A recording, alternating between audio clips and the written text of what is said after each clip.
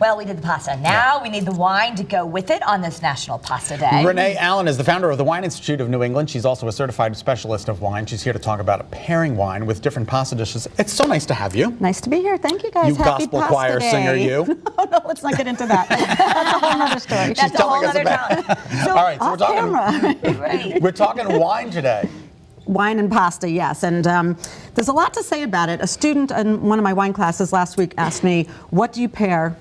How do you pair wine and pasta? Okay. And the short answer is you don't. Really? Which sounds kind of funny. But pasta is more of a backdrop, of a canvas. And there's a lot of pairing philosophies and rules, but basically the idea is to make the wine and the food taste their best and elevate the whole experience. Okay. And to do that, when you pair wine with a dish, you want to pair it with the most dominant flavor. That's never the pasta. Pasta is like a delicious, yummy backdrop, as I said, but it's not the main component. So in this case, it would be the butternut squash. Right, so we just had that beautiful butternut squash ravioli made, and actually the first wine we're starting with would pair beautifully with that. It's a Soave Classico from the Veneto region in Italy, and this is going to be one of those cases where regional pairings make sense. What grows together goes together. We import more wine from Italy than from any other country in the United States, and there's a reason. It's very food friendly, high acid, usually lower in alcohol, very versatile for pairings. So Soave Classico, I'm sort of highlighting that today. Okay. I want everyone to give up their Pinot Grigio just for a week and try Soave Classico instead. If you guys want to try this, Sure. you'll see. But it would be, if you're used to Pinot Grigio, this would be a good thing to put in. It's going to have some similar qualities. Try it and we'll talk about it.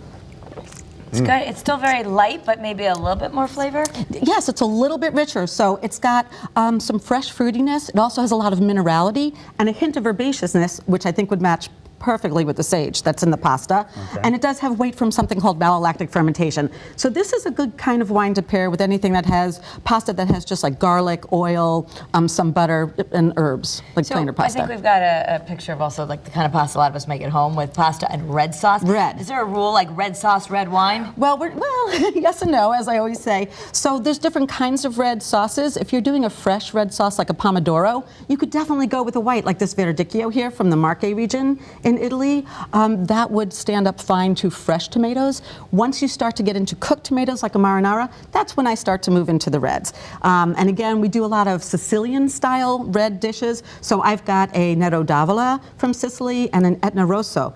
These grapes actually grow on the slopes of an active volcano, the Etna volcano, which is pretty darn cool.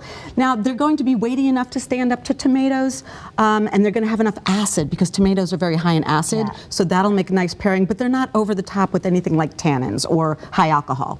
Also a Barbera d'Alba.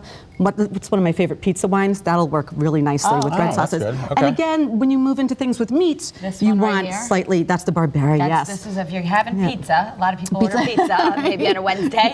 Then wind down Wednesday. This is a good pizza wine. It's a nice high acid wine that works perfectly with tomatoes. Screenshot your screen right now. Right.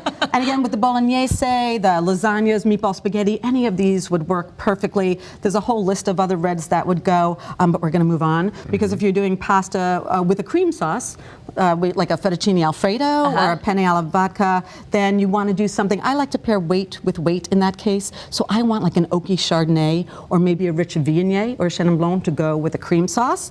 If I'm doing seafood, I want something totally different. I want a high acid, bright wine like this Muscadet, which is actually from France, not Italy. So that'll pair well with some of your like linguine and clams. Beautiful. Dish, yeah. I like that. And then if you move into the herb pasta dishes, like a pesto or a pasta primavera, but especially pesto, I love a Spanish albarino with pesto. It just makes a great pairing. This one right here. Yes.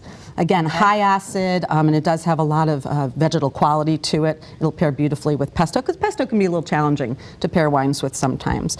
And then just to conclude, like with the regional pairings, I have a Vernaccia di San Gimignano, which is from Tuscany.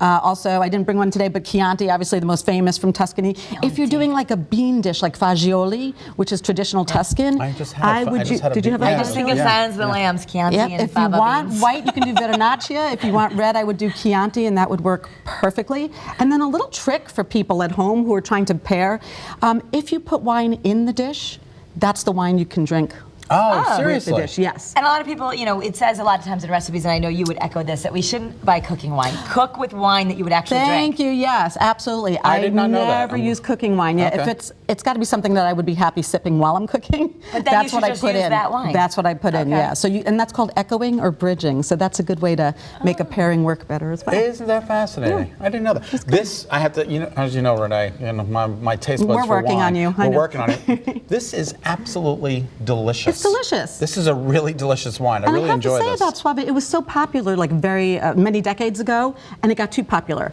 And they expanded the zone of vineyards, and it got diluted. But I've they're never back had on anything- I've never tasted anything quite like that. it's the minerality in this one is really nice. great. Yeah, Well, they're back on fantastic. track. Yeah, so they're All doing a right. lot of good Thank things. you so much, Thanks, Renee. My pleasure. Happy pasta day. Yes. To learn more about Renee and the wine courses that she offers, you can head to her website. It's wineinstituteofnewengland.com.